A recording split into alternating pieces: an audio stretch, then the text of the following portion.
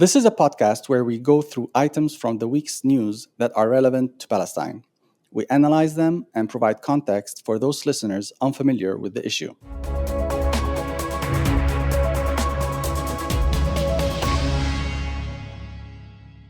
Greeting, folks. This is your host, Nizar, and you're listening to Bridging East and West with Nizar. In this episode, we'll talk about 3 items from the DNC in Chicago and how they relate to Palestinians. For this episode, we picked the following 3 items from the DNC: Tim Waltz's speech, Kamala Harris's speech, and the sit-in of the Uncommitted Bloc. Now, as to Tim Waltz's speech, if anyone had any doubt about Harris picking Walz as her running mate, his speech at the DNC settled that. In addition to his naturally humble demeanor and radiant authenticity, he chose to speak about kitchen table concerns of everyday Americans, issues that even conservative Americans care about: the duty to serve the country, that family comes first, and that freedoms have to be protected. Walz gave personal examples that show how he lives by these convictions. He understands the struggles and dilemmas of everyday America, and he believes in its promise. What he did well, in my opinion, is emphasizing the commitment to community.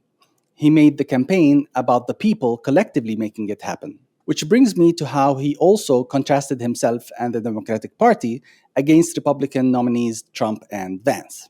His service in the military for 24 years speaks to his love of country. His vocation as a public school teacher, who does not have an Ivy League degree, makes it hard for Republicans to paint him as an elitist, detached from the realities of average Americans. His success in running for office in a deep red state and winning despite having no political experience also debunked Republican claims that Democrats get to power through corruption and nepotism. In fact, his winning against all odds is reminiscent of Trump's surprising 2016 upset. The narrative of the underdog taking on the system has a visceral appeal to Americans. Walz is effectively robbing Trump of his monopoly over that narrative. His work as a representative and as a governor later on, working across the aisle to get policies past the finish line, contrasts him with Trump's divisive approach to politics. And he ended that segment by saying he learned to compromise without compromising his values. Again, a theme that's very important to many conservatives. And finally, being a football coach endeared him to the public in a typically American way. Since football is the most popular sport in the US, and Americans have a special reverence and indeed a love for their coaches who play a critical role in stewarding a team to success. By evoking all of these images, the listener is left with a picture of a hardworking father figure who is strong, reliable, and intimately nurturing. It challenges the macho image Trump and the RNC pushed of aggressive masculinity, like Hulk Hogan ripping his shirt. Now, as to Kamala Harris's speech, well, with her speech, Kamala Harris closed the DNC with a bang.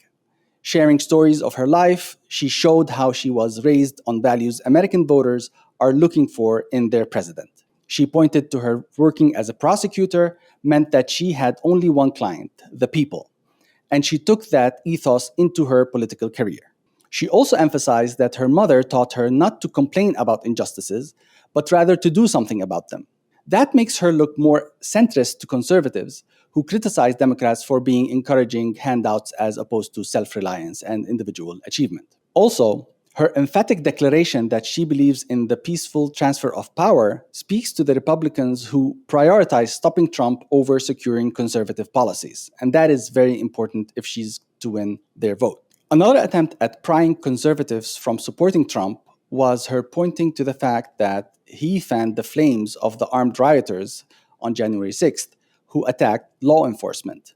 That is a jab at his claim that he is the quote-unquote law and order president. This is important for her as the GOP tries to paint her as soft on crime. She also tried to thread that needle on immigration and protecting the borders. Whether that works or not on conservatives' worry of crime and immigration is still to be seen. But most likely, Trump will keep attacking her on these 2 points. Kamala also needed to fend off the claim that she will be bad for the economy. This is arguably an even more critical vulnerability for any Democratic candidate. Therefore, one can see that her reference to building an quote-unquote opportunity economy that grows the middle class is her attempt to signal how her plan is to create more jobs. As to Gaza, unfortunately, she failed with flying colors. By listing the crimes committed against Israelis on October 7th, but then referring to genocide in Gaza as simply, quote unquote, the suffering, she proved that she was completely tone deaf to the pro-Palestine voters. She further added insult to injury when she declared emphatically that she stands with Israel while saying, as an afterthought, that she's working hard with Biden to secure a ceasefire and aid to Palestinians. It would have been better, honestly, if she just did not mention it at all. It remains to be seen if she manages to regain that pro-Palestine voter, but short of an actual ceasefire before the elections, I do not see how she can do that. Finally, the Committed Bloc sit-in. As widely reported, thousands from the Uncommitted movement converged on Chicago to put pressure on the delegates to push for a ceasefire and an arms embargo. The DNC was prepared for them and worked hard to prevent any disruptions.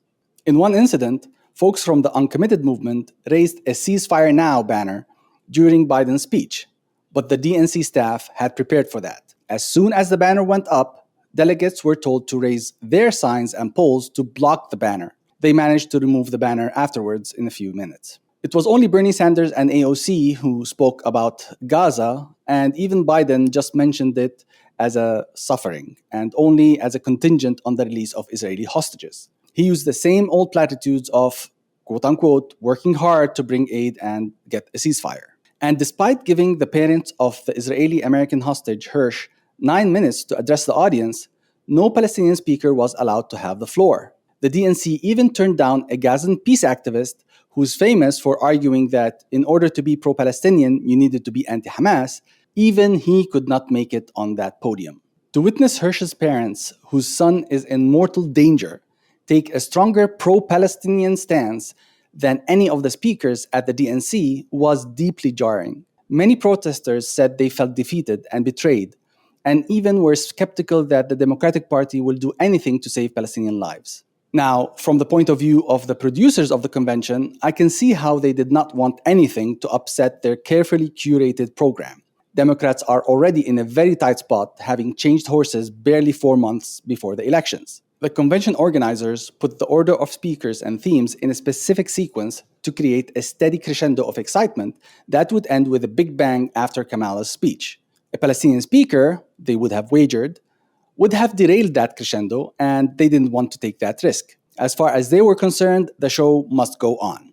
As to Harris and her campaign, the only explanation I have for why she would risk losing this critical voting bloc is that she is counting on churning up a large portion of undecided voters that would compensate for losing the uncommitted vote. After all, she has a reasonable chance to compensate the Rust Belt Road to 270 Electoral College delegates, that is Michigan, Wisconsin, and Pennsylvania, with the Sun Belt ones, that is Arizona, Nevada, and New Mexico, if she can manage to get the Hispanic voters to come out in sufficient numbers on Election Day. Now, it is important here to point out that the uncommitted are not simply being stubborn or myopic, holding on to their some political view that you might agree or disagree with. They are arguing that they cannot think of any policy that is more important than saving thousands of lives and ending a genocide. On average, 125 Palestinians are killed each day. That means that by November 5th, we will have 9,500 more Palestinians killed, and over 19,000 by January 20th, that is Inauguration Day. I am hard-pressed to come up with any political goal that is worth that many lives. Yes, even saving democracy. I mean, think of it. What kind of a democracy is it that requires the slaughter of thousands of innocent civilians in order to survive? That is all for this episode. I hope you found our analysis rich and insightful. As always, like, comment, and subscribe. And please do share your thoughts, as we love learning from our audience. Thank you for joining us as we bridge East and West. Stay curious, stay informed, and keep building bridges.